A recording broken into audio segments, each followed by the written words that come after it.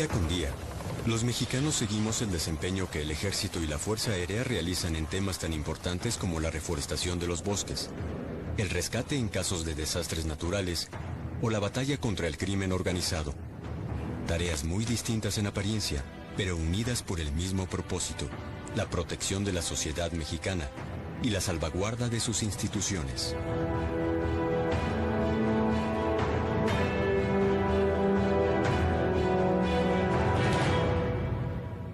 En la Ley Orgánica del Ejército y Fuerza Aérea Mexicanos se define al Ejército y a la Fuerza Aérea como instituciones armadas permanentes, cuyo objetivo es garantizar lo que es la independencia, la soberanía y las instituciones nacionales. Los antecedentes históricos del ejército mexicano se remontan hasta los tiempos coloniales e incluso más allá, a la organización militar del pueblo azteca. En el sistema militar de los antiguos mexicanos, los hombres de cada barrio o calpulli formaban escuadrones que operaban bajo la autoridad del jefe guerrero o tlacatecutli. En cuanto a sus armas, contaban con dardos y lanzas, espadas y puñales de hueso y de obsidiana, así como mazos y macanas. Aunque para los aztecas la guerra tenía un sentido económico y político que creó grandes provincias tributarias, esta también tenía un carácter cósmico y religioso. Su manera de guerrear y de pelear tenía una finalidad religiosa. No era la dominación y exterminio del enemigo, sino era aprender, tener prisioneros para ofrecerlo a sus dioses. En cambio, los españoles sí tenían, pues traían ya toda una experiencia de guerras milenarias, toda una cultura acumulada desde las antiguas civilizaciones, y su visión sí era de dominio, control, exterminio, saqueos y demás. El grupo que acompañó a Cortés traía, además de la armadura que él los defendía físicamente, pues también traían caballos, que ese va a ser muy importante para los ataques y demás, y psicológicamente también para la población indígena. Por otro lado, los cañones, los arcabuces, todos estos elementos tecnológicos, pues los hacían los hacían invencibles frente a los indígenas que estaban acostumbrados a usar, pues, hachas, lanzas, hondas. El sometimiento de los pueblos mesoamericanos por los españoles dio lugar a un largo proceso de mestizaje en el que ambas culturas se fundieron, formando una nueva. Tras aquella conquista militar, la guerra y los ejércitos estuvieron ausentes de la Nueva España durante mucho tiempo. Durante 250 años en la Nueva España no hubo un ejército, porque en el ámbito externo la Nueva España no tenía un enemigo, no existía un enemigo externo. Y en el ámbito interior era tan fuerte, tan rígido el sistema virreinal apoyado en el clero, en la iglesia, que se dominaban las conciencias, por lo tanto no había necesidad de una fuerza armada que mantuviera el orden interno. Hacia 1762, sin embargo, la ocupación militar de Cuba por navíos ingleses causa un tremendo impacto en la corte de Carlos III, el rey español de la Casa de Borbón. La prolongada paz colonial había llegado a su fin. Los Borbones se dan cuenta de que los territorios están indefensos.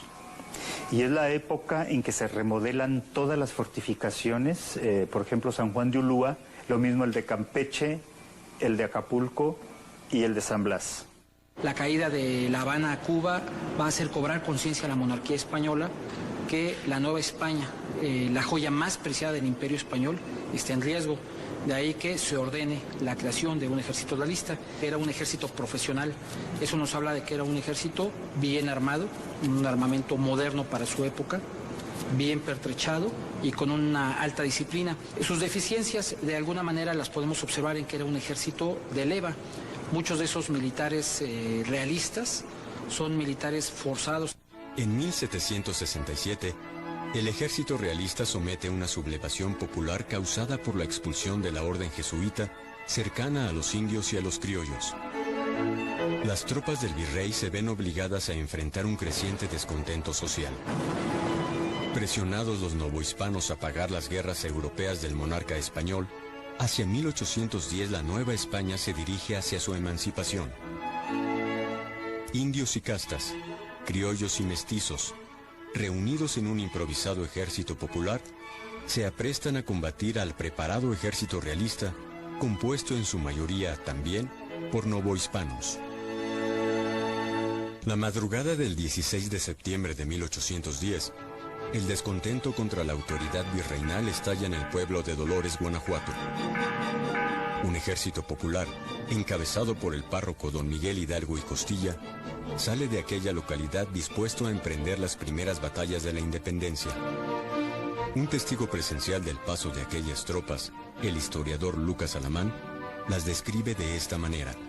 A medida que Hidalgo atravesaba los campos y las aldeas, se le iba juntando gente que por banderas ataban en palos o en carrizos mascadas de diversos colores en que fijaban la imagen de Guadalupe, que era la enseña de la empresa.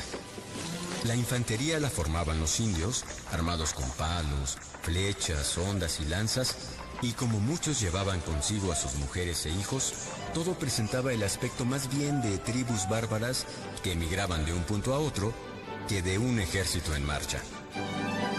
Tomada violentamente la ciudad de Guanajuato, las tropas de Hidalgo consiguen una costosa victoria en el Monte de las Cruces, donde arrebatan sus cañones a los realistas para finalmente ser derrotadas por el pequeño ejército realista en Aculco y más tarde en Puente de Calderón.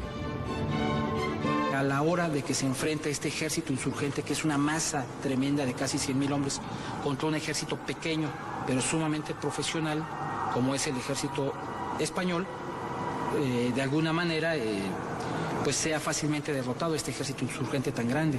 ¿Por qué? Porque el ejército pequeño de los españoles va a poder evolucionar dentro del campo, mientras que los demás son hordas, son miles de personas las que están en el campo de batalla por el lado de los insurgentes. Aniquilado el movimiento de Hidalgo y ejecutados sus jefes principales, el michoacano José María Morelos toma las riendas de la insurgencia. Párroco al igual que Hidalgo, a diferencia de la aptitud militar de Morelos resulta evidente. A diferencia de Hidalgo, lo que hace Morelos es seleccionar a los mejores hombres de cada uno de los pueblos del sur, jinetes, gente que estaba acostumbrada a montar a caballo, a usar armas, a defenderse, a matar. Otra característica que tiene el ejército de Morelos es su capacidad de maniobra y de rapidez con la que se va a desplazar. De ahí que al no presentarle un frente abierto al ejército realista, va a desgastar a los realistas. Durante un tiempo los insurgentes controlan el centro y el sur del país. Pero la preocupación de Morelos respecto a su milicia va más allá del campo de batalla. En 1814, los rebeldes votan la Constitución de Apatzingán, que instituye la primera Secretaría de Guerra. El artículo 134 dice a la letra: habrá 3 secretarios, uno de guerra, otro de Hacienda y el tercero que se llamará especialmente de gobierno. Mientras los rebeldes votan apresuradamente su constitución, el mismo ejército que ya derrotó a Hidalgo combate a las tropas de Morelos. Antes desde el campo de batalla y ahora como virrey de la Nueva España, lo dirige la misma persona, el brillante general español Félix María Calleja. En el caso de Félix María Calleja, conoce la realidad del ejército realista, sabe su armamento, lo conoce, sabe las capacidades de su infantería, que son los soldados que combaten a pie, las capacidades de su caballería y de su artillería. Un factor que es también muy importante es que conoce la sociedad novohispana y conoce de alguna manera el tipo de adversario que se va a encontrar, que son pueblo, gente novohispana. Pero Calleja no solo es un buen estratega de la guerra, también lo es de la política.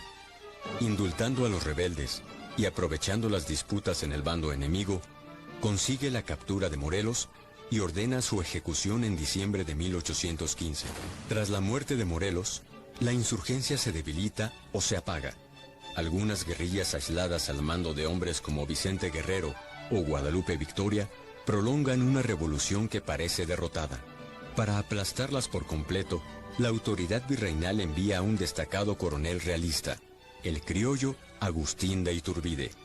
De la mano de Iturbide, sin embargo, la guerra da un giro imprevisto. Cansado junto con su tropa de los abusos de los españoles y haciendo suyo el descontento de los novohispanos, Iturbide firma con el insurgente Vicente Guerrero el Plan de Iguala y llama a la independencia de México. En el nuevo ejército, llamado Trigarante, la unión de realistas y rebeldes se ha consumado. La fortaleza de este ejército que lleva Iturbide es que es el ejército realista, son unidades del ejército realista. Con la proclamación del Plan de Iguala se le empiezan a sumar contingentes del propio ejército realista y una pequeña parte del ejército insurgente. En este caso, la que viene al mando de don Vicente Guerrero. Ya no va a haber enfrentamientos. Por eso es tan exitoso el Plan de Iguala y rápido, porque se van a empezar a pronunciar en las comandancias en todos los lados. El 27 de septiembre de 1821, la entrada triunfal del ejército trigarante a la Ciudad de México anuncia el final del dominio español y el nacimiento de la nueva nación. Casi en su mayoría es el propio ejército realista el que está entrando a la Ciudad de México con pequeños contingentes insurgentes. De ahí que podríamos decir que el ejército que hace la independencia propiamente es el propio ejército realista con un poco de apoyo del ejército insurgente. Consumada la independencia, una junta provisional gubernativa le da a Iturbide el título de jefe supremo de las armas de mar y tierra y le otorga también el de generalísimo almirante. Siguiendo el modelo de la antigua milicia colonial, la primera fuerza armada de la nación recibe el nombre de Ejército Imperial Mexicano. Pero la ostentación de aquellos títulos difiere de la realidad de un país de minas abandonadas, haciendas destruidas y en completa bancarrota. La realidad de las armas mexicanas tampoco escapa a este panorama. Así lo pregona la letra de ciertas canciones que se escuchan en la calle. Soy soldado de Iturbide, visto las 3 garantías, hago las guardias descalzo y ayuno todos los días. A pesar de la crisis económica y de la inestabilidad política, la creación de un colegio militar en 1823 revela el afán de profesionalizar la milicia. La carencia de oficiales es lo que permite, o de alguna manera, genera la creación del Colegio Militar de México el 11 de octubre de 1823. En la medida en que los oficiales se forman en una misma escuela, aprenden o adquieren los mismos conocimientos, pues va a ser mucho más fácil su conducción, crear este espíritu de cuerpo, que eso es importantísimo en todo ejército. Son valores que se adquieren, y sobre todo lealtad al Estado que lo está formando. Pero el acuerdo sobre la necesidad de un colegio militar se pierde en el caos que vive la nación. A la debilidad de las instituciones se suma la ambición de los caudillos, que asuelan el territorio con sus tropas. Proclamas, azonadas y golpes de Estado se suceden por doquier. Sumida en disputas internas, un problema aún mayor se presenta ante la joven nación: la guerra extranjera. Considerando inaceptable la independencia de Texas en 1836 y su anexión posterior a los Estados Unidos, México es arrastrado hacia un conflicto armado con el poderoso país del norte. Un combate desigual para el cual no está preparado. No hay un capital para satisfacer las necesidades del ejército. Todos los ejércitos requieren dinero, son caros de alguna manera, y este ejército va a ser hasta cierto punto un ejército pobre. También va a ser un ejército débil en sus cuadros de mando, y eso va a provocar que algunos arribistas lleguen a ser sus comandantes, sus generales, y obviamente estos generales tienen una característica, muchos de ellos son generales corruptos, que más que pensar en las operaciones militares, de alguna manera están pensando en sus intereses personales. Y esa falta de liderazgo militar, esos errores de los cuadros de mando, esos intereses particulares, se van a ver reflejados en el campo de batalla. El 13 de septiembre de 1847, el ejército estadounidense asalta el castillo de Chapultepec en la capital de México. Alrededor de medio centenar de cadetes del colegio militar solicitan defender la posición junto a las tropas regulares sin estar obligados a ello. El saldo de la batalla es doloroso. Cerca de 400 soldados han desertado y alrededor de 600 han muerto. Entre ellos, 6 jóvenes cadetes cuyas edades oscilan entre los 14 y los 20 años. Conocidos en la tradición patriótica como los niños héroes, el historiador José Manuel Villalpando ha escrito sobre ellos lo siguiente. Los llamados niños héroes, es decir, los alumnos del colegio militar, fueron héroes al dar una muestra de valentía, de honor y de decoro que debe ser ejemplo para la juventud. Si en la refriega algunos murieron, ese fue el precio que pagaron por mantenerse dignos y demostrarle al resto del ejército, y sobre todo a los oficiales y generales, cómo se cumple con el deber.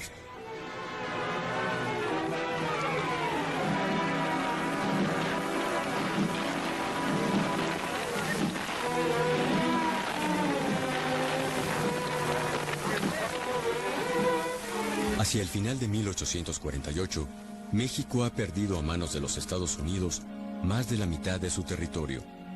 La amarga lección recrudece el odio entre conservadores y liberales. Los conservadores quieren conservar los fueros del clero y la milicia, y algunos promueven la creación de una monarquía encabezada por un príncipe europeo. Los liberales defienden la Constitución republicana que han promulgado en 1857 y aspiran a un régimen civil que acabe con los privilegios de la Iglesia. Hacia 1858, la disputa entre liberales y conservadores se traslada a los campos de batalla. En la llamada Guerra de Reforma, los contendientes son, otra vez, muy diferentes. Mientras el ejército conservador es profesional y se apoya económicamente en la Iglesia, las tropas liberales sufren escasez de recursos y no tienen formación militar. Aquí lo que vamos a ver es que se van a enfrentar dos tipos de fuerzas armadas otra vez. Por un lado, el ejército educado en los cuarteles, en el colegio militar, cuyos oficiales, el ejército que defiende al poder, y las guardias nacionales que se formaron durante la guerra con Estados Unidos. Y son los que se van a enfrentar en la Guerra de Reforma. El 22 de diciembre de 1860, en Calpulalpan, Estado de México, los liberales al mando del general González Ortega derrotan definitivamente al ejército conservador. Una nueva etapa en la historia de México ha comenzado. El ejército liberal destruye, aniquila completamente al ejército conservador. ¿Esto qué va a provocar? Que el ejército constitucionalista, liberal, republicano, en este caso utilizo los tres nombres con los que se le llamaban en aquella época, queda como ejército nacional. No es un ejército profesional, son milicias activas, son guardias nacionales de los estados, son ciudadanos armados que de alguna manera han defendido los principios de la Constitución de 1857. En 1861, la victoria de los liberales resulta para el presidente Juárez una buena noticia, entre otras malas. Los conservadores, activos todavía en forma de guerrillas, matan a algunos de sus más cercanos colaboradores. El país se encuentra devastado por la guerra y el gobierno en bancarrota decreta la suspensión de pagos de su deuda extranjera. Con esta suspensión de pagos se ven afectados los intereses de Inglaterra, Francia y España, que firman la Convención de Londres en octubre de ese mismo año y deciden intervenir militarmente en México para forzar de alguna manera a la República Mexicana a que cumpla sus compromisos internacionales. La buena voluntad del gobierno juarista y la habilidad de su ministro de Relaciones, general Manuel Doblado, resuelven pacíficamente el conflicto con España e Inglaterra. Francia, sin embargo, se niega a cualquier acuerdo y muestra entonces su verdadero propósito, la intervención militar en México con la intención de imponerle un monarca extranjero. Declarada la guerra, tropas francesas al mando del general Lorenzé se disponen a enfrentar a los mexicanos en las inmediaciones de la ciudad de Puebla. En el caso del soldado francés, este es un soldado veterano de Crimea, de las campañas de Italia, es un soldado profesional, es un excelente combatiente. El ejército francés es el más poderoso del mundo y sus armas son modernas. Del lado mexicano, a cargo del general Zaragoza, el ejército de Oriente está compuesto por algunas milicias estatales e indios de la Sierra Poblana, mal comidos, mal vestidos y con pobre armamento. Pero Zaragoza es un hombre del norte, formado en la lucha contra los apaches y en las guerras de reforma, y conoce mejor que nadie a su ejército. Sabe las capacidades, puede ponderar como nadie la capacidad del soldado mexicano, sabe sus limitaciones y tiene un factor fundamental también que lo va a auxiliar muchísimo.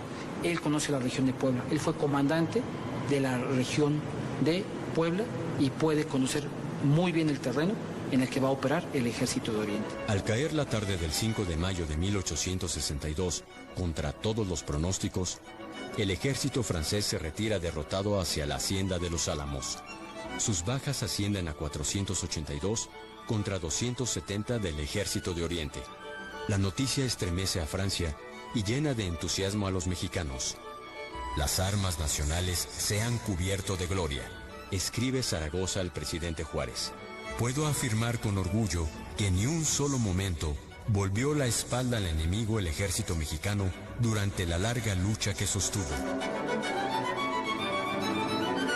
Fue un rayo que va a cruzar todo el mundo entero, tanto en Europa como en México. Los mexicanos que tienen duda de su sentido de pertenencia a la nación, los mexicanos que no tienen conciencia de su ser como mexicanos, cuando conocen el resultado de la batalla, se van a sentir orgullosos y van a decir, yo soy mexicano y voy a contribuir con mi granito de arena, que es mi vida misma, a la defensa de la patria. De alguna manera es la batalla más importante de la historia de México. Empeñado en someter militarmente a México, Napoleón III consigue en 1864 que el príncipe Maximiliano de Habsburgo gobierne como emperador al país invadido. Su mandato, sin embargo, está destinado al fracaso. En todo el territorio nacional, las milicias liberales y los hombres del pueblo llano, conocidos como chinacos, hacen la vida imposible a los invasores. Para el ejército francés fue muy difícil controlar todo el territorio de México. Y las guerras de guerrillas fueron invencibles porque además conocían muy bien el territorio y tenían apoyos locales, sociales. Los monarquistas tuvieron más apoyo en las ciudades, pero la comida está en el campo. Estamos hablando que fueron 6 años de guerra contra los franceses, los que se van a librar, de 1862 a 1867, más de 1050 hechos de armas reconocidos históricamente, más de 75,000 republicanos muertos y más de 50,000 francoimperialistas también muertos en batalla. Y no solamente eso, la batalla va a ser un parteaguas dentro de nuestra historia, porque el nacionalismo mexicano se va a consolidar. El 19 de junio de 1867, Maximiliano de Habsburgo es fusilado en el Cerro de las Campanas. El gobierno del presidente Juárez, triunfante de nuevo, va a contar con un ejército experimentado al mando de jefes ambiciosos a los que es necesario contener. Estamos hablando de que se va a reducir al ejército a no más de 20,000 hombres para 1867 a 1876. Y sus cuadros de mando van a ser de alguna manera un poco más controlados. Tras la muerte de Juárez, sin embargo, el control de los militares resulta cada vez más complicado. Contrarios a la reelección del presidente Lerdo de Tejada en 1876, muchos de aquellos que han triunfado contra la intervención francesa se levantan en contra del gobierno. Los encabeza un general oaxaqueño de 45 años llamado a cambiar drásticamente la historia del país. Su nombre, Porfirio Díaz. Porfirio Díaz llega a la presidencia de la República en 1876 con un ejército victorioso como resultado de la rebelión del Plan de Tustepec, y de alguna manera este ejército llega con todo el prestigio de haber sido el ejército vencedor de la intervención francesa. En 1877, el general Porfirio Díaz protesta como presidente de la República ante el Congreso de la Unión. Su desafío es traer la paz a un país que no la ha tenido nunca desde tiempos coloniales. Para tal propósito, Díaz cuenta con un aliado singular, el mismo ejército que lo ha llevado violentamente al poder. Primeramente, Porfirio Díaz lo que busca es pacificar al país y para ello va a recurrir a lo que es el ejército federal. Este ejército federal que tiene Porfirio Díaz es el mismo ejército de Juárez, el ejército de la Reforma, llamado constitucionalista, llamado ejército liberal, llamado ejército republicano, que para este tiempo va a adquirir el nombre de ejército federal. Al tiempo en que pacifica el país, Díaz toma precauciones contra su propia fuerza armada. Durante el breve periodo de gobierno de Manuel González, y siguiendo los intereses del general Díaz que ha de regresar al poder 4 años más tarde, este modifica la división juarista de las zonas militares para ubicarlas por todo el territorio nacional. Con ello se premió a un mayor número de generales, se liquidaron cacicazgos locales, se dio una distribución racional de los efectivos y mejoró la vigilancia de ciertas zonas. Con esto que provoca Porfirio Díaz, debilitar a los cuadros de mando del Ejército Federal y evitar cuartelazos como fue en la primera mitad del siglo XIX. Va a disminuir al Ejército Federal considerablemente, pero al mismo tiempo que lo hace más pequeño, lo va a ampliar en la profesionalización. Desactivado el ejército como instrumento de sublevación, el presidente se empeña en profesionalizarlo. A la compra de armamento moderno se añade la creación de escuelas y organismos castrenses como la Escuela Militar de Aspirantes, la Escuela de Esgrima y Gimnasia, la Comisión Geográfico Exploradora, el Escuadrón de Gendarmes del Ejército y el Cuerpo Especial del Estado Mayor. Al Ejército Federal a través de la educación, va a fortalecer muchísimo la educación, va a mandar a muchos jefes y oficiales al extranjero, a colegios en Europa, en los mismos Estados Unidos, sobre todo en Europa, para que aprendan, se profesionalicen y regresen y traigan toda esa experiencia. Entre los aspectos que van a destacar en esta profesionalización del ejército porfirista, va a destacar indudablemente el colegio militar en Chapultepec. ¿Por qué? Porque se van a formar a los cuadros de oficiales que requiere el ejército, pero estos oficiales van a estudiar ahí a lo largo de 8 años la carrera de ingeniero y la carrera de oficial de Estado Mayor, lo que va a permitir que se empiece a hablar de la época de oro del colegio militar en la época del porfiriato. Apoyado en su ejército, el gobierno de Díaz reconstruye al país a lo largo de más de 30 años de paz. La educación avanza al tiempo en que la agricultura y los negocios florecen. Los trenes comunican poco a poco el territorio nacional y las ciudades son embellecidas y dotadas de servicios urbanos. No se trata, sin embargo, de una paz sin peligro o sobresaltos. Es aquí donde el Ejército Federal debe cumplir su función. Este ejército va a librar 3 grandes retos, lo que es la guerra contra la Pachería en el norte, la guerra de castas en Yucatán y la guerra contra los indios yaquis en Sonora. Estos 3 campañas van a ser un gran reto para el Ejército Federal, de las cuales va a salir bien librado. Porfirio Díaz, para principios del siglo XX, va a tener un país completamente pacificado y sin ningún problema de corte militar. Al celebrarse el centenario de la independencia en 1910, la estabilidad del régimen porfiriano es solo aparente. La paz y el progreso de unos pocos mexicanos se han conseguido a costa del sufrimiento de una gran mayoría que se halla dispuesta a sublevarse. El general Díaz tiene ya 80 años y con él ha envejecido también su ejército. Tenemos generales sumamente grandes de edad y eso va a provocar que cuando estalla el gran reto del Ejército Federal, que es enfrentar la Revolución Mexicana, sus cuadros de mando sean cuadros de mando viejos, débiles en este sentido. El descontento contra el régimen se reúne en torno a la figura de un empresario y político coahuilense, Francisco I. Madero. En todo el país, pero especialmente en el norte, la revolución maderista se pone en marcha. Esta gente del norte que realiza la revolución maderista y posteriormente va a participar en la revolución constitucionalista tiene una gran tradición guerrera.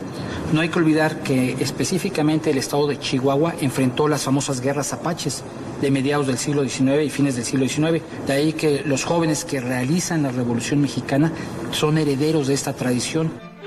Vencido en el campo de batalla el Ejército Federal, disuelto el régimen porfiriano, y exiliado el mismo general Díaz en Europa, don Francisco I. Madero accede a la presidencia de la República el 6 de noviembre de 1911. La revolución, sin embargo, apenas ha comenzado.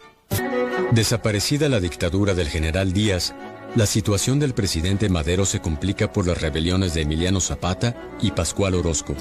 En febrero de 1913, en la capital del país, un grupo de militares levanta a las tropas de la Escuela Militar de Aspirantes y del cuartel de Tacubaya en su contra. El comandante de la plaza, Victoriano Huerta, que debía defenderle, entra en trato con los rebeldes y le traiciona. Madero es finalmente asesinado y Huerta ocupa la presidencia de México. La mayor parte de las autoridades en el país, entre ellas el ejército, se pliegan al régimen huertista, pero no lo hace así el gobernador de Coahuila, Venustiano Carranza, quien desconoce al gobierno usurpador y convoca a una insurrección nacional a cargo de una nueva fuerza armada, el Ejército Constitucionalista. El Ejército Constitucionalista se crea por medio del decreto 1421 del 19 de febrero de 1913. Este decreto es de alguna manera promulgado por el Congreso del Estado de Coahuila cuando desconoce al régimen de Victoriano Huerta. Primero lo desconocen y al mismo tiempo se le dan facultades extraordinarias al gobernador de Coahuila, al ciudadano de aquel entonces, don Venustiano Carranza. Se le autoriza a conformar fuerzas armadas para regresar al orden constitucional. El 26 de marzo de 1913, en el municipio de Ramos Arizpe, Coahuila, un grupo de militares emitió un manifiesto a la nación, el Plan de Guadalupe, el cual nombra a Venustiano Carranza como jefe máximo del ejército constitucionalista. Este documento, a la postre, daría origen al ejército mexicano actual. Aunque el mando político del ejército constitucionalista es reservado a Carranza, los mandos militares recaen en el general Álvaro Obregón, que comanda el ejército del noroeste, el general Pablo González, al frente del ejército del noreste, y en un audaz exbandolero de nombre Francisco Villa, al mando de una tropa que se hará legendaria, la División del Norte. En el caso del ejército del noreste y del noroeste están conformados por gente de clase media, que trae una característica, es su nivel social, y buscan un proyecto de clase mediero, mientras que el ejército de la División del Norte está conformado por jornaleros, por pequeños rancheros, digamos que es gente de origen popular, como lo es su propio comandante, el general Francisco Villa, ¿no? Al margen del ejército constitucionalista, un ejército campesino opera en el centro del país con el mismo propósito de derrotar al huertismo. Es el Ejército Libertador del Sur, conducido por el general Emiliano Zapata. Es un ejército localista, es un ejército regional, está conformado por campesinos del estado de Morelos, de algunas regiones de Puebla, de Guerrero. Este ejército se va a conformar en pequeñas partidas de 200 a 300 hombres, van a librar una guerra de carácter irregular, es decir, a través de la guerra de guerrillas. Amagado en la capital por la guerrilla zapatista, el ejército de Huerta es derrotado en el norte por las tropas constitucionalistas, especialmente por los hombres de Villa, que obtienen una victoria decisiva en Zacatecas. Por su parte, el general Obregón, en su avance por la costa del Pacífico, no vence solamente, sino que escenifica en el puerto de Guaymas la primera batalla aeronaval de la historia, cuando el biplano Sonora, piloteado por el capitán Gustavo Salinas Camiña, bombardea el cañonero Guerrero. En agosto de 1914, la derrota del huertismo es completa. Con la firma de los tratados de Teoloyucan, el ejército constitucionalista no solo devuelve al gobierno la legitimidad que ha perdido, sino que cambia la historia del ejército mismo. Primeramente, va a ser un ejército de extracción popular. Esto es muy significativo porque explica de alguna manera la raíz del actual ejército mexicano y nos dice por qué el ejército mexicano hoy en día es un ejército popular. Por otra parte, ya no va a haber leva, y como no hay leva, el ciudadano que conforme al ejército constitucionalista, posteriormente al ejército nacional o ejército mexicano, va a ser un ciudadano convencido, va a ser un soldado voluntario.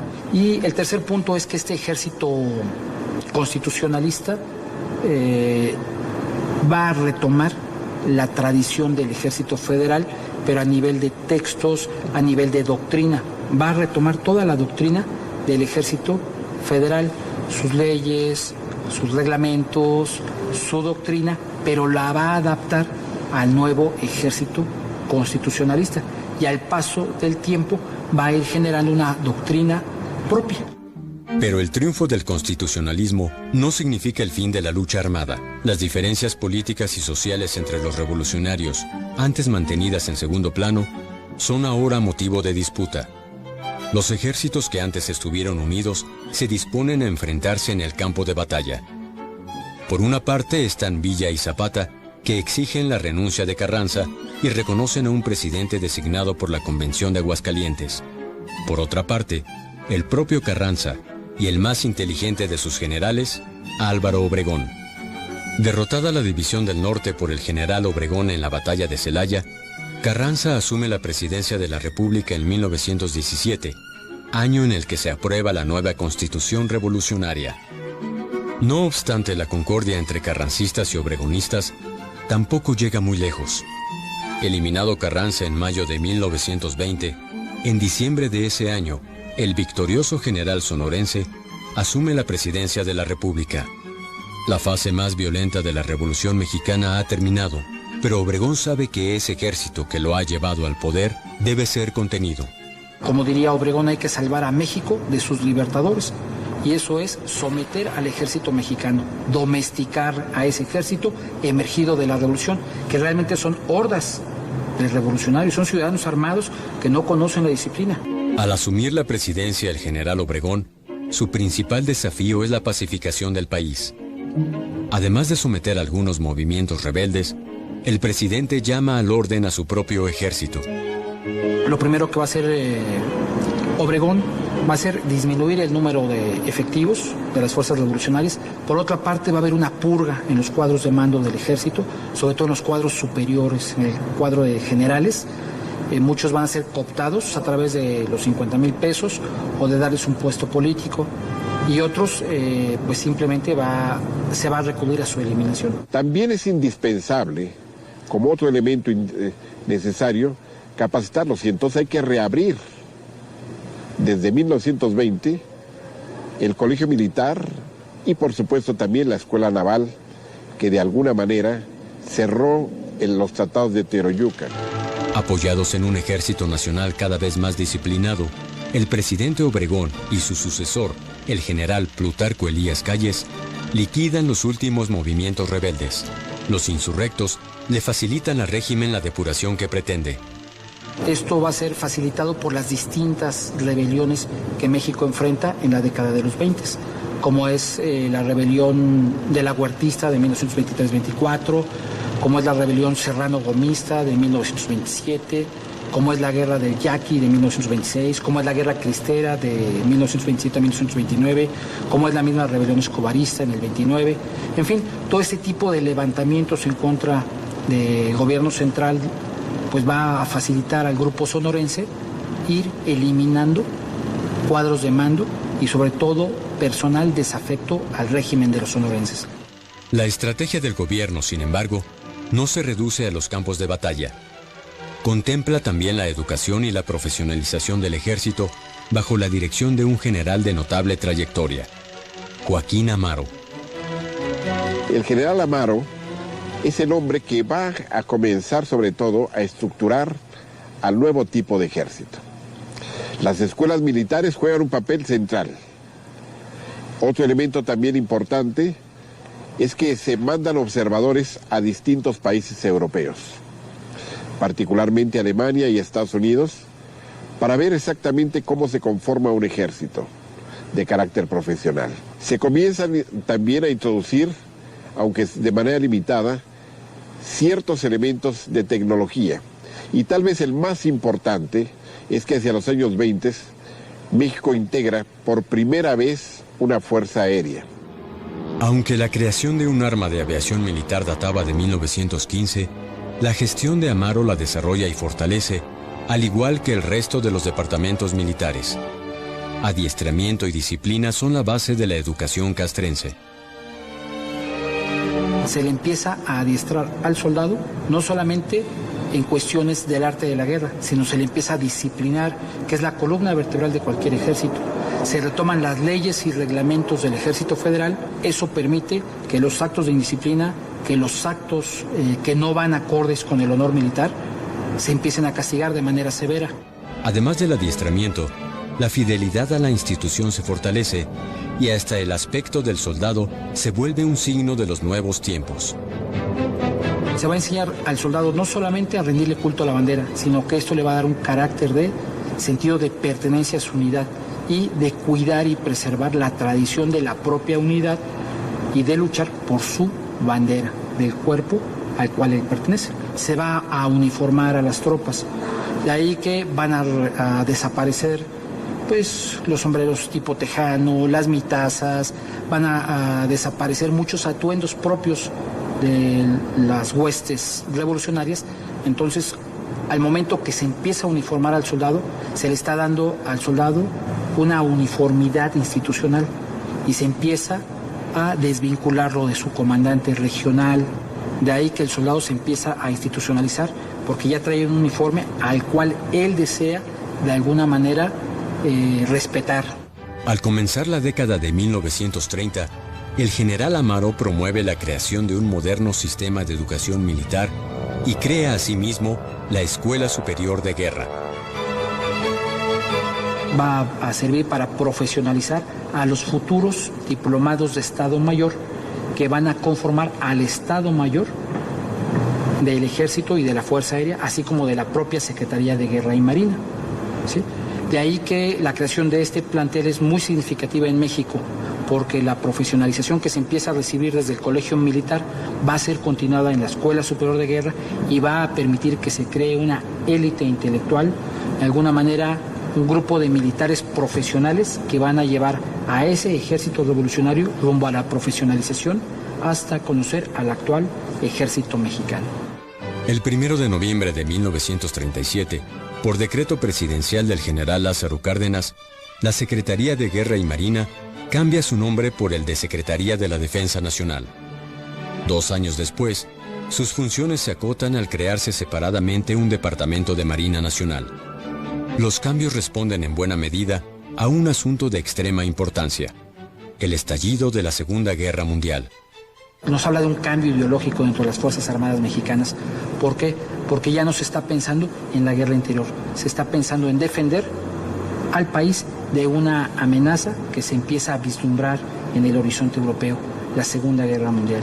De ahí la denominación de Secretaría de la Defensa Nacional, que es acorde con la política exterior mexicana de no intervención y de libre autodeterminación de los pueblos.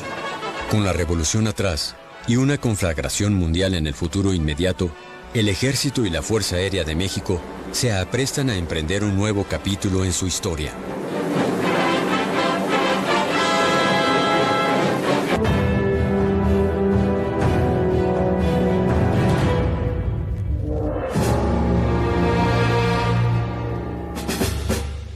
Al comenzar la década de 1940, los mexicanos avanzan hacia la consolidación del Estado revolucionario. El ejército mexicano se ha disciplinado y constituye una garantía para la paz y las instituciones. Sin embargo, la nación debe enfrentar una nueva guerra. No se trata ahora de una lucha intestina, sino de la mayor conflagración de la historia, la Segunda Guerra Mundial. En mayo de 1942, el hundimiento por submarinos germanos de 2 buques petroleros, el Potrero del Llano y el Faja de Oro, que abastecen a los Estados Unidos, obliga al gobierno a declarar la guerra a Alemania y a los países del eje. En este conflicto, las 3 Fuerzas Armadas van a tener una participación destacada. En el caso de la Armada de México, se van a artillar los litorales de las costas mexicanas. En el caso de la Fuerza Aérea Mexicana, a través de vuelos constantes, las costas mexicanas va a darle seguridad a lo que es el Golfo de México y parte del Pacífico. El ejército mexicano va a adquirir muchísimo material de guerra, como son vehículos, cañones, aviones, municiones, material de guerra, fusiles, que se van a comprar al vecino del norte. La Secretaría de la Defensa dispone la creación de 3 regiones militares. La primera en el Pacífico, que inicialmente tuvo su base en Ensenada, Baja California, y finalmente en el puerto de Mazatlán, Sinaloa, comandada por el general Lázaro Cárdenas.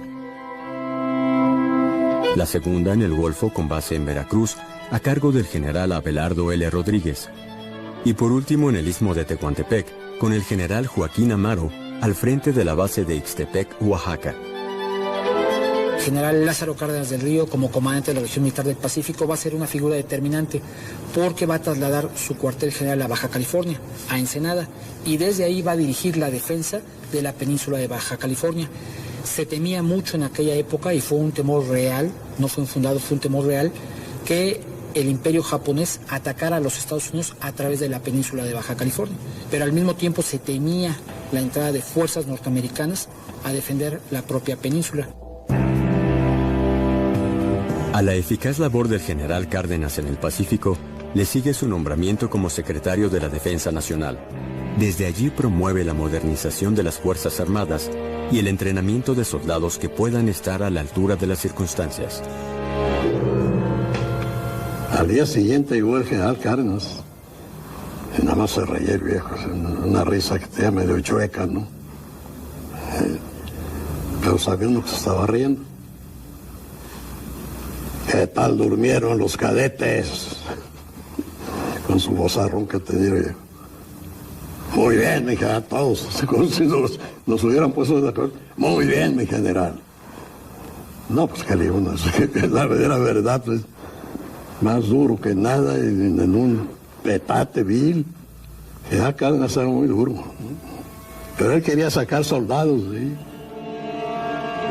Desde la Secretaría de la Defensa Nacional, Lázaro Cárdenas va a modernizar al ejército mexicano. Lo que Amaro inicia, que es un ejército, que es un sueño amarista de un ejército para un país agrícola, un país de caballos, Cárdenas lo va a llevar a un país moderno, con un ejército pequeño pero moderno, con vehículos, un ejército motorizado, un ejército con aviones y con armamento moderno. La guerra conduce a la activación del Servicio Militar Nacional y a la creación, en 1943, del Estado Mayor de la Secretaría de la Defensa Nacional. Aunque el papel de las Fuerzas Armadas ha sido meramente defensivo hasta este momento, pronto la acción de un grupo de audaces aviadores le involucra plenamente en el combate. Cuando México decide pasar a la ofensiva es ya en 1944, con la creación del Grupo de Perfeccionamiento de Aeronáutica, el famoso Escuadrón 201. Esta unidad va a ser adiestrada en Texas y una vez que es debidamente adiestrada se le va a enviar al frente de guerra de Oriente, específicamente a la isla de Luzón, Filipinas. Ahí se van a enfrentar con el ejército del Tigre Yamashita, uno de los generales más prestigiados del ejército japonés. Estas operaciones van a consistir sobre todo en bombardeo y ametrallamiento de posiciones y de concentraciones japonesas. Se va a luchar de alguna manera por la liberación de Filipinas. Desde entonces y hasta el día de hoy, la notable actuación de las Fuerzas Armadas en la Segunda Guerra está asociada al legendario Escuadrón 201. Durante su adiestramiento fue una de las unidades más destacadas adiestradas en los Estados Unidos. Su récord, según fuentes norteamericanas, es extraordinario y las bajas que le provocó al ejército japonés en el campo de batalla, estamos hablando de más de 30,000 efectivos que conformaban el ejército del general Yamashita, que tenía una totalidad de 80,000 hombres. De ahí que la participación del Escuadrón 201, militarmente hablando, sea amplia y muy exitosa, ¿no?, en el campo de la guerra.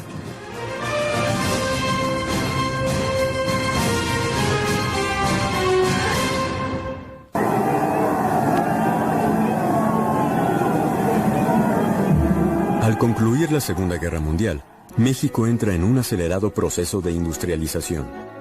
Aunque el país goza de una calma aparente, el fantasma de la violencia revolucionaria no ha desaparecido del todo. La disputa entre el presidente Cárdenas y el jefe máximo Elías Calles en 1936, la sublevación del general Saturnino Cedillo en 1938 y el amago de un levantamiento encabezado por el general Juan Andreu Almazán en 1940, ponen a prueba la fortaleza de las instituciones y la lealtad del Ejército y Fuerza Aérea mexicanos. Aunque desde 1929 el Partido Nacional Revolucionario había congregado a los militares bajo un mando político único, para 1938 parece recomendable consolidar la lealtad castrense. Buscando asegurar por completo su fidelidad, el presidente Cárdenas incluye a los militares dentro de la estructura misma del nuevo partido oficial, el Partido de la Revolución Mexicana. Para 1950, el gobierno del presidente alemán otorga un gran impulso a la industria militar. La fidelidad del ejército y la Fuerza Aérea mexicanos a las instituciones se expresa en la lealtad a su comandante supremo, el presidente de la República. El mando es obviamente por riguroso escalafón y la proximidad hacia el presidente de la República en turno es lo que de alguna manera enmarca la posibilidad de un mayor ascenso a posiciones de primera importancia. Aunque la inscripción del sector militar en el partido oficial dura menos de 2 años, la lealtad del ejército a las instituciones permanece al tiempo en que el país se transforma. Las ciudades se modernizan y crecen, en parte por la intensa migración desde el campo hasta las ciudades. La asistencia pública del Estado se expresa en una mayor cobertura educativa y de salud, mientras que la oferta cultural también se amplía. No obstante estos avances, las tensiones derivadas del desarrollo se presentan muy pronto. Las manifestaciones de ferrocarrileros, petroleros, maestros y médicos en busca de libertad sindical o de mejores salarios ocupan la atención pública. Comprometidos el ejército y la Fuerza Aérea a obedecer las órdenes del presidente, su intervención en el control de estas manifestaciones resulta delicada. La misión que le es encomendada, preservar el orden público, no es sencilla y tampoco grata. El ejército no tiene un sí, un no. Cumple órdenes. Aunque a veces no le gusta. No siempre le gustan las órdenes que cumple, pero las cumple.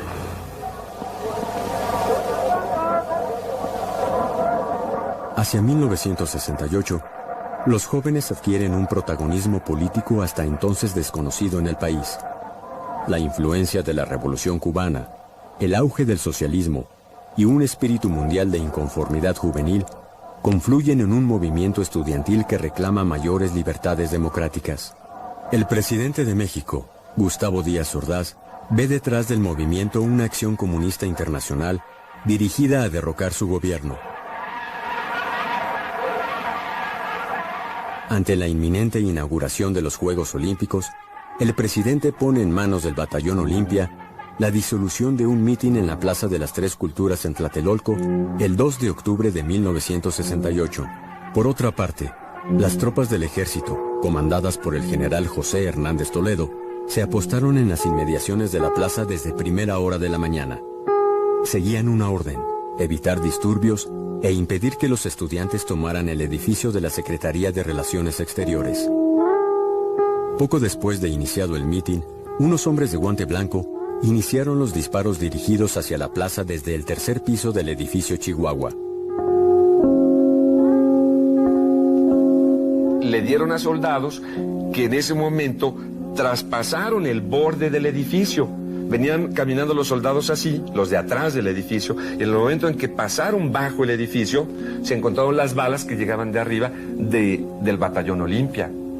Y le empezaron a disparar al Batallón Olimpia. El fuego nutrido duró más de una hora. La gente se dispersaba aterrorizada y el ejército respondió dejando salir a los estudiantes de la plaza para evitar más muertes. Con el paso de los años, las investigaciones históricas han señalado a los más altos mandos civiles de aquella época como los responsables de los hechos lamentables del 2 de octubre. Por mi parte, asumo íntegramente la responsabilidad personal, ética, social, jurídica, política e histórica por las decisiones del gobierno en relación con los sucesos del año pasado.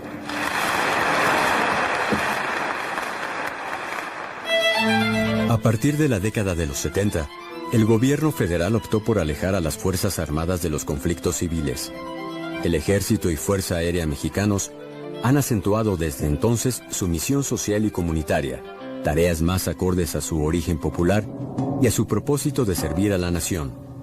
Pero en las primeras horas de enero de 1994, la vida nacional se sacudió frente a la declaración de guerra del Ejército Zapatista de Liberación Nacional en Chiapas.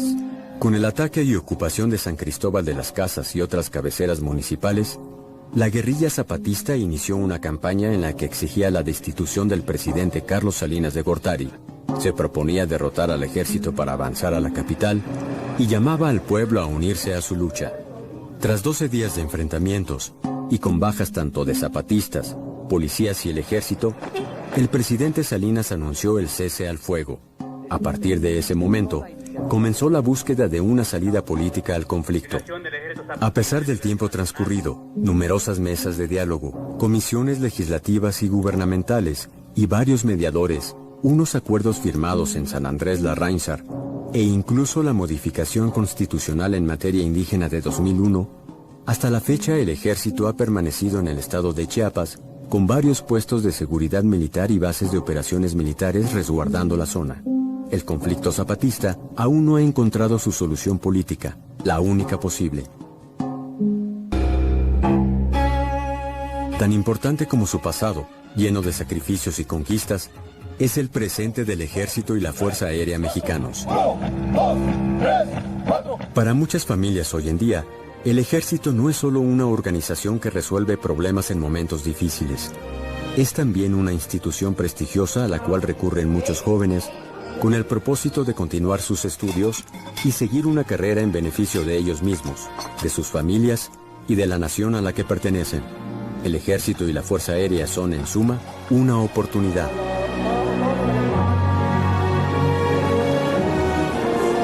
Pero al entrar al Ejército pueden ingresar al sistema educativo militar, que es un sistema educativo que le da igualdad de oportunidad a todos y permite tener una vida profesional y ascendente, porque todo se realiza a través de concursos. Si usted quiere realizar algún curso, tiene que competir con sus compañeros y lograr esas becas.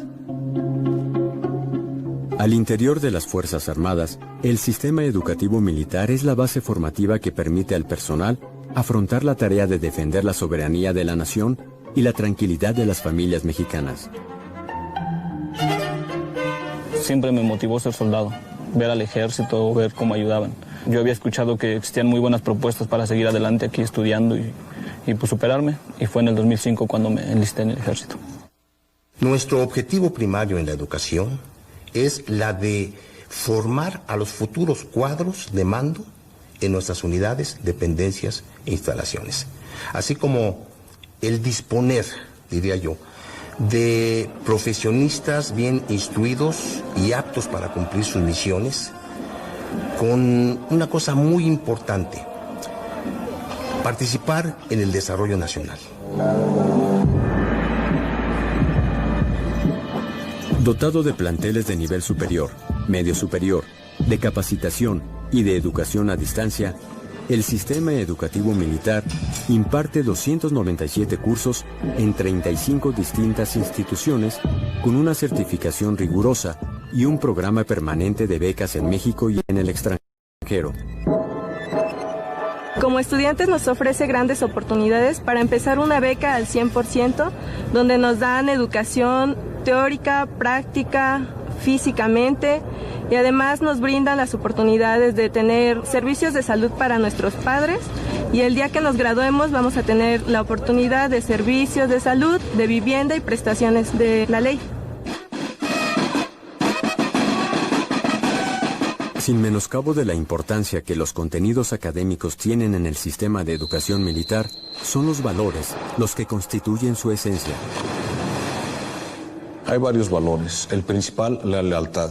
Una lealtad a toda prueba. Así lo marca la historia y en estos tiempos nadie lo puede poner a duda.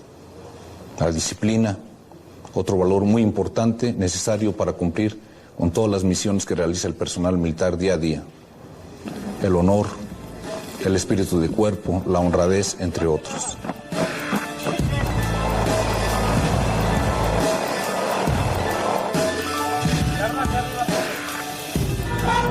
La incorporación de un número creciente de mujeres, incluso en áreas antes reservadas a los hombres, es una importante conquista de las Fuerzas Armadas.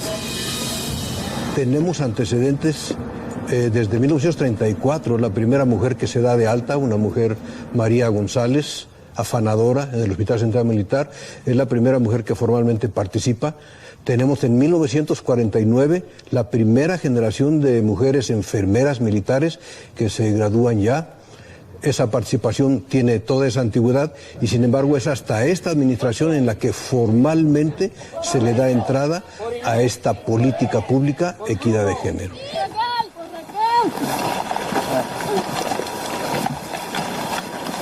Día con día, cada vez más mujeres se enlistan en las filas del Ejército y la Fuerza Aérea. Tenemos 300 mujeres policías militares que están trabajando en áreas operativas en combate al crimen organizado. Tenemos la apertura de 7 planteles militares, más 3 que ya tenían. En 10 planteles militares la mujer está participando de manera muy igualitaria, de manera además muy responsable, con mucho talento. Entonces, todo esto tiene que ver con el reclutamiento de la mujer. La propia Secretaría se marcó la meta de que fuera al 7%. Esto es, llegar a un aproximado de 12.500 mujeres en el Ejército. Les puedo informar que en este momento la perspectiva es que esta meta se va a alcanzar. No importa si seamos hombres o seamos mujeres, el compromiso debe de ser el mismo. Es con nosotros mismos, con nuestra sociedad, con nuestras familias, con México.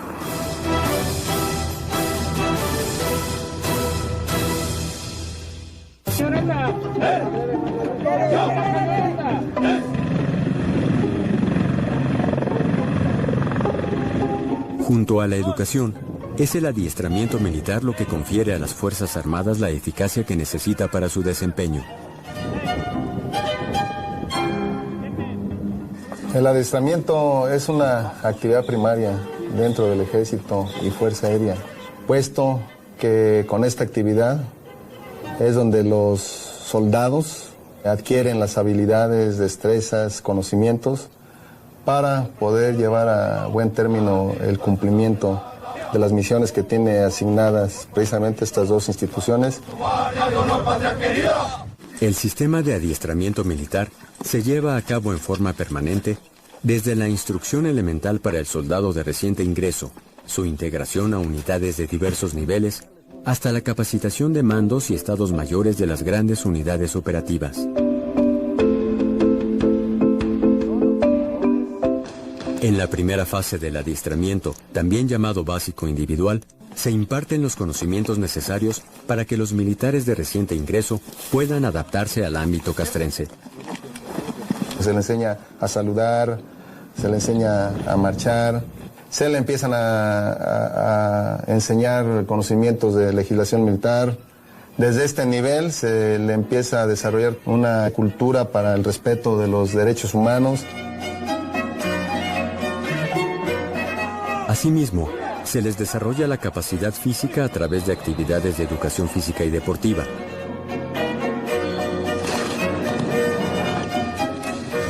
Realizan prácticas con el objetivo de formar buenos tiradores.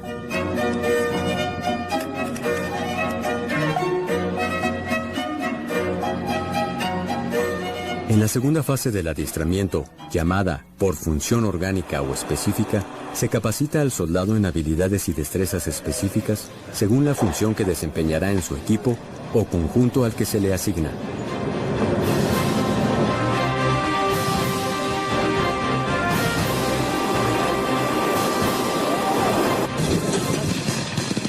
Y con respecto a las armas, cada uno tiene una función dentro de la orgánica, en la unidad a la que pertenece, entonces se le tiene que enseñar a disparar con otro tipo de armas, a hacer ciertas maniobras dentro del conjunto de la unidad a la que pertenece.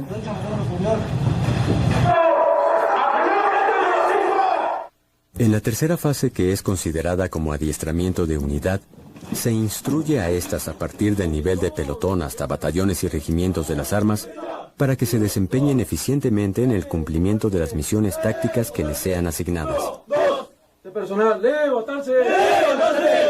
Esta se desarrolla en los centros de adiestramiento de las 12 regiones militares mediante la aplicación de esquemas de instrucción-evaluación para cumplir misiones de defensa nacional.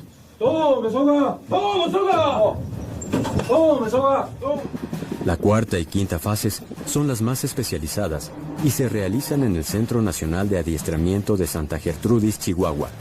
En la cuarta fase se desarrolla el adiestramiento de armas combinadas que realizan conjuntamente las unidades de las diversas armas del ejército.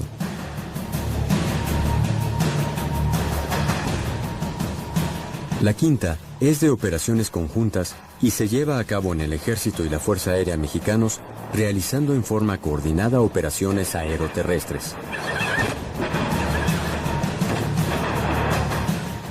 A través del adiestramiento, el Ejército y Fuerza Aérea mexicanos se prepara para resguardar la integridad, independencia y soberanía de la nación.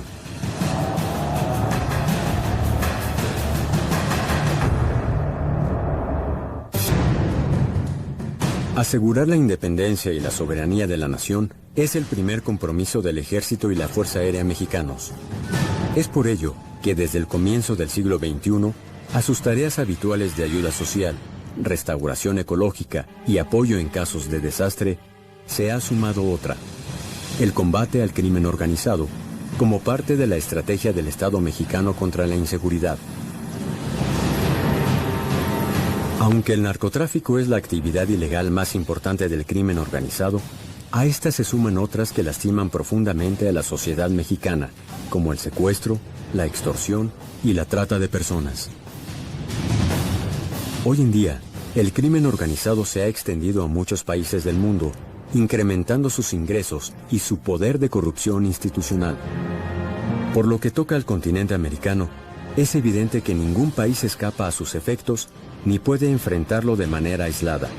Nuestro país tiene una posición estratégica en términos geográficos y que pues, no solamente somos un lugar de paso, sino que nos ubica en una situación de acceso al mayor mercado del consumo de drogas en el mundo, que son los Estados Unidos, ¿no?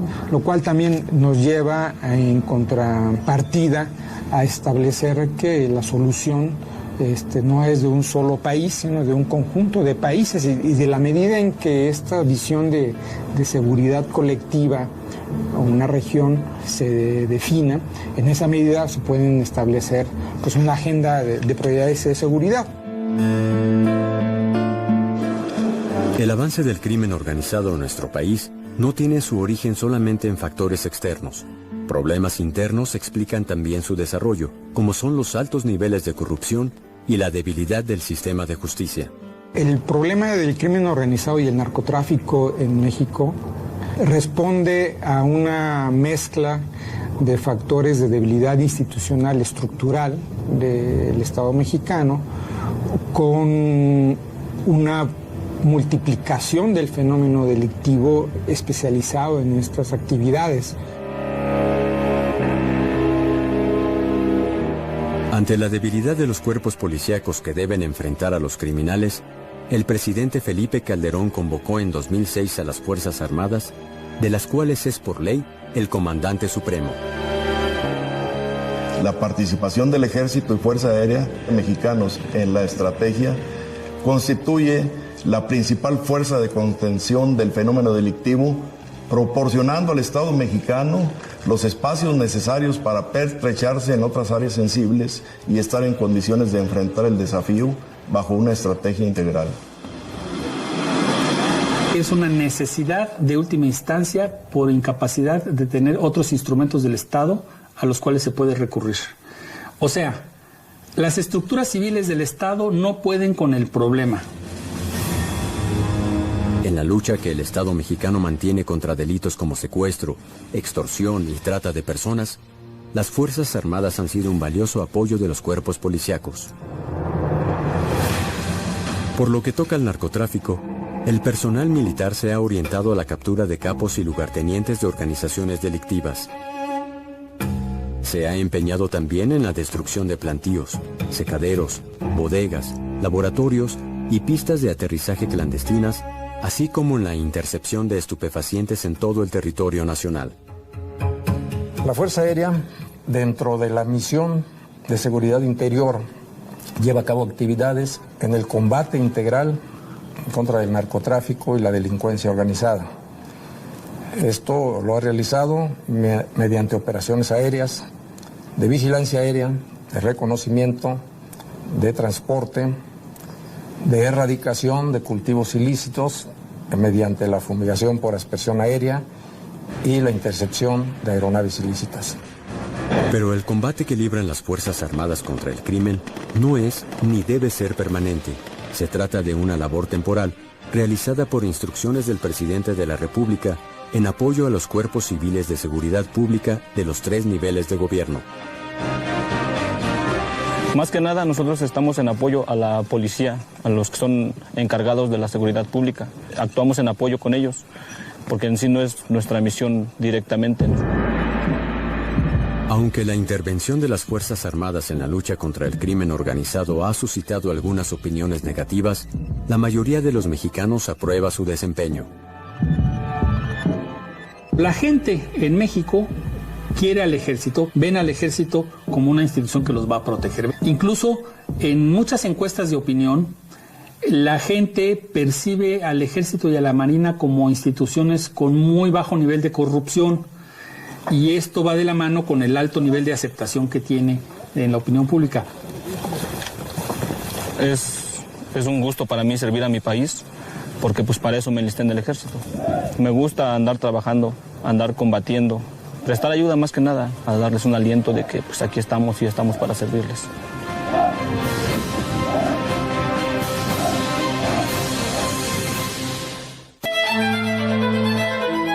En marzo del año 2000, la Suprema Corte de Justicia de la Nación legitimó la actuación de las Fuerzas Armadas en el combate contra el crimen organizado. En este nuevo escenario de batallas libradas en contacto constante con civiles, la necesidad de reformar el marco legal de su actuación se ha vuelto urgente. Si vamos a sacar al ejército a las calles, hay que establecer los parámetros de esa actuación, con límites en sus responsabilidades y el respeto absoluto a los derechos humanos, y que si hay alguna falta también, la consecuencia sea inmediata. En octubre de 2011, a propuesta de la Secretaría de la Defensa Nacional, se creó una iniciativa para reformar el Código de Justicia Militar que consiste en dar la baja inmediata a los elementos que se unan o apoyen de cualquier modo al crimen organizado, estableciendo penas que van entre los 30 y 60 años de prisión. Asimismo, las reformas a la Ley de Seguridad Nacional pendientes de aprobación están orientadas a hacer más eficaz el combate contra el crimen, dando mayor certeza tanto a la sociedad civil como a las Fuerzas Armadas respecto a sus derechos y obligaciones. El comportamiento de las Fuerzas Armadas en materia de derechos humanos es hoy un tema central en el debate sobre la estrategia contra la inseguridad. Yo creo que hay una buena disposición del ejército a proteger los derechos humanos. El problema es que no se trata de una buena disposición. El problema es que es una institución construida para la violencia extrema. Entonces, por más que quieran apegarse a los derechos humanos, los estados de guerra son estados de excepción. Y ellos están hechos para trabajar en estados de excepción. Hay un gran reconocimiento a la labor que está haciendo el ejército. Y los abusos que algunos soldados o que algunos jefes puedan cometer no mancha la imagen del ejército como institución. Aquellos elementos que de manera individual tienen problemas o errores son sancionados conforme a derecho, conforme a la justicia. ¿Para qué? Para que todo nuestro personal cotidianamente practiquen y hagan de su forma de vida la práctica de los derechos humanos. La determinación tomada en 2011 por la Suprema Corte de Justicia para que sean tribunales civiles y no militares los que juzguen de presuntas violaciones cometidas por personal castrense a los derechos humanos es otro motivo de controversia. Una de las características de la disciplina militar, en este caso de la jurisdicción militar, es la prontitud y severidad en la aplicación de las sanciones. Uno de los propósitos de la jurisdicción militar es la ejemplaridad. Al ver los compañeros militares de aquel que ha cometido una falta que es castigada con prontitud y severidad, se constituye esto en una disuasión para evitar que ellos incurran en las mismas conductas. En la justicia militar hay una efectividad del 98%. El 98% de los delitos que se cometen en el fuero militar se castiga. Porque ahora nosotros los civiles somos los que vamos a castigar. Nada más que el problema es que en el mundo de nosotros los civiles hay una impunidad del 98% de los delitos que se cometen. Sería algo verdaderamente terrible. Mientras el debate sobre el desempeño de los militares en materia de derechos humanos continúa, el Ejército y la Fuerza Aérea Mexicanos tienen ya algunos años de haber hecho suyo ese mismo tema. El tema de los derechos humanos, desde los años 90, en que el Estado mexicano lo toma como una de sus prioridades, las Fuerzas Armadas, acompañando instrucciones del gobierno y de todos los señores presidentes, ha venido desarrollando una serie de acciones con las cuales todo el personal, desde que ingresa a las Fuerzas Armadas, recibe capacitación en derechos humanos. En la Secretaría de Defensa Nacional, en el año 1991, se creó la sección de derechos humanos, en un principio, en la Procuraduría General de Justicia Militar. Ya en el año 2000 se estableció una subjefatura de derechos humanos en el Estado Mayor de la Defensa Nacional. En el año 2007 se creó la Subdirección de Derechos Humanos en el ámbito nacional e internacional. Y finalmente quisiera señalar que con fecha 1 de enero del año 2008 se creó la Dirección General de Derechos Humanos. El respeto a los derechos humanos forma hoy parte de la estructura jurídica y académica de las Fuerzas Armadas. Esto ha sido posible no solo por la adecuación de su marco regulatorio, sino por los constantes intercambios con instituciones civiles sobre esta materia y por una capacitación permanente que incluye el uso de una cartilla de derechos humanos por parte del personal militar.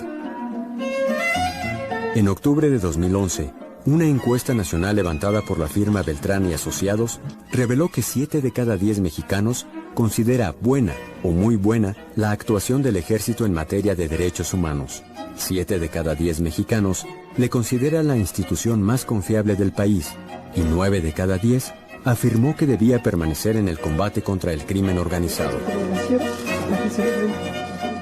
Debemos esperar del ejército que sea muy respetuoso de nuestra legislación, de los derechos humanos, sin que esto mengue su eficacia. Es difícil, sí lo es. De ahí que cuando se menciona en un discurso ante muy diferentes públicos al ejército y la labor que está haciendo, el público aplauda.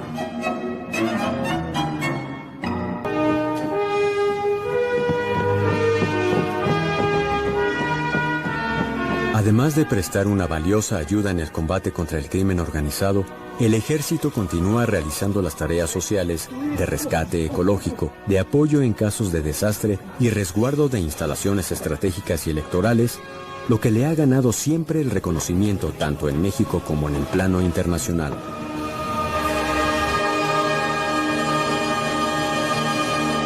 En un mundo donde el cuidado del medio ambiente se ha vuelto imperativo, el papel del ejército y la Fuerza Aérea ha sido y sigue siendo fundamental. Su contribución a la conservación de los bosques y suelos de la nación se da hoy a través de acciones concretas, como la reforestación, el tratamiento de aguas residuales, la elaboración de composta y la producción anual de millones de árboles en viveros militares. Asimismo, a través del Servicio Militar Nacional, la Secretaría de la Defensa Nacional capacita a millones de jóvenes que son elegidos por sorteo sobre los conocimientos básicos de la doctrina militar, desarrollando en ellos habilidades, valores y virtudes para contribuir y participar en la defensa de la nación, auxiliar a la población civil en caso de necesidades públicas o desastres a través del Plan DN3E. Todo esto con un absoluto respeto a los derechos humanos, buscando desarrollar y fortalecer en ellos el sentimiento de unidad nacional y amor a la patria. Una mención aparte merece la participación de las mujeres en el Servicio Militar Nacional. Como parte del compromiso adquirido por la Secretaría de la Defensa Nacional en la promoción de la equidad de género, se capacita anualmente a miles de mujeres que de manera voluntaria desarrollan su servicio militar nacional.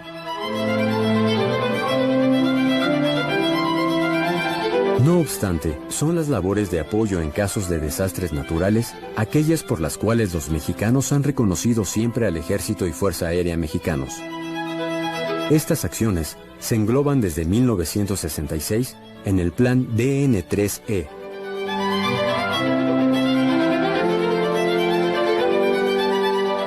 En la fase de prevención se coordina con las autoridades civiles, en este caso de Protección Civil, para ver cuál es la zona de riesgo. Entonces se dan pláticas a las personas civiles para que en primera instancia empiecen a evacuar la zona que ya está contemplada para un riesgo. Ya en la contingencia se presenta el fenómeno y nosotros realizamos todas aquellas actividades de auxilio, de rescate, de cuidar la vida principalmente de las personas y ayudarlos a cuidar sus bienes. En la siguiente última fase se realizan todas aquellas actividades de recuperación en la cual, que una vez que pasa el fenómeno, ayudamos a toda la comunidad, a todas las personas a restablecer sus condiciones de vida y situación normal. Si bien las tareas de rescate incluyen algunos casos de desastre internacional, como en los casos del huracán Katrina en Nueva Orleans en 2005 y el terremoto de Haití en 2010, las muestras de agradecimiento locales son las que el personal militar recuerda especialmente. Los niños lo agradecen mucho, nos han dado cartas en la cual dice que gracias Ejército Mexicano por el apoyo que nos han brindado, y eso es una motivación más para que nosotros sigamos adelante con la labor. El Ejército Mexicano, especialmente reconocido en el ámbito internacional por lo que concierne al Plan DN3E, ha sido aceptado por unanimidad de sus miembros para ser sede y ejercer la presidencia del 30º ciclo 2012-2013 de la Conferencia de Ejércitos Americanos, de la que es miembro desde 2001. El Ejército Mexicano, al tomar la presidencia, adquiere la importancia para dirigir los trabajos, para dirigir los consensos a través de todos los eventos que son las conferencias, las reuniones, diferentes talleres, diferentes ejercicios en los cuales se logran los consensos necesarios para desarrollar ciertas acciones que benefician a los países de los cuales pertenecen los ejércitos. Hoy el Ejército y la Fuerza Aérea avanzan junto a la sociedad y al Gobierno de México en su propósito de construir un país mejor y más fuerte, tolerante, plural y democrático. El respeto a los derechos humanos en las Fuerzas Armadas, la incorporación de las mujeres a las mismas, la mejora en las condiciones de vida del personal militar, el contacto de las instituciones militares con las civiles, la apertura hacia los medios y hacia el escrutinio de la opinión pública forman parte del empeño del Ejército y la Fuerza Aérea mexicanos para insertarse en una sociedad cada vez más informada, crítica y moderna, y que le ha permitido proyectarse de forma internacional. Estos son los legados de una institución que es orgullo del pueblo de México.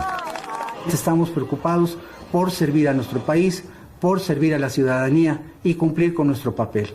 Es por ello que los mexicanos que servimos en las Fuerzas Armadas tenemos la convicción de estar sirviendo a nuestro país cotidianamente, indiscriminadamente, los sacrificios y requerimientos que nos imponga el servicio en armas. El pueblo de México está consciente de todos los sacrificios y los esfuerzos que hacen las Fuerzas Armadas para cumplir con su papel. Nuestro compromiso es con el pueblo de México.